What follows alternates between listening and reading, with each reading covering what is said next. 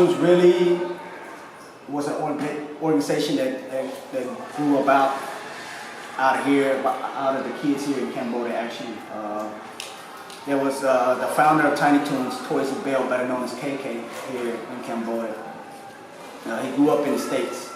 He was born in a Thai refugee camp, went to America, was sponsored to America after the Pol Pot regime, after the killing fields. He grew up in Long Beach, California. So growing up in the inner city of America, it wasn't as easy as everybody seems like, going to the great old America. He got thrown into the ghettos of America and then grew up getting in trouble in America at a young age. But he never thought one day that he'd end up being sent back to Cambodia. Even though he wasn't born in Cambodia, he has really no ties besides that his parents was born in Cambodia. Because like I said, he was born in Thai refugee camp after the Pol Pot, after his parents fled into Thailand. So in 2004, he found himself being deported back to a country he had never stepped foot in before. Never been here before, barely speak the language. Got shipped here, and then he was on his own.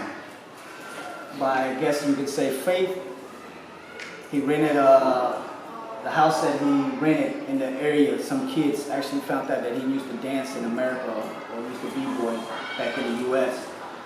So these group of kids actually approached him and asked him if he would teach them how to dance. At first he declined. He just got here, took Cambodia, trying to figure out his own way.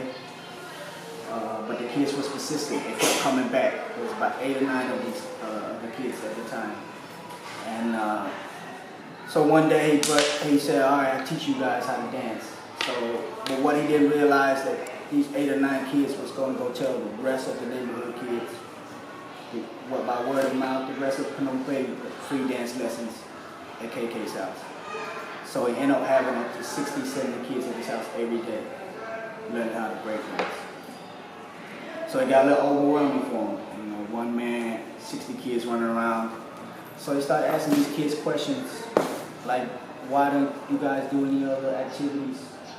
So y'all at my house every day from morning to evening. You know, y'all don't go to school, y'all don't do any other activities. And at that time, this is 11 years ago, so this is in late 2004, 2005. This is when we found out that a lot of these kids wasn't going to school. Some of them been kicked out of their homes, kicked out of school. A lot of them come from broken families, drug abuse, alcohol abuse, domestic violence type of background,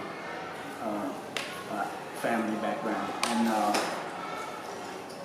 so he wanted to do more for the kids. He wanted to at least give these kids a shot at education because he already went through that struggle, so he know what the path these kids was, what they was heading towards.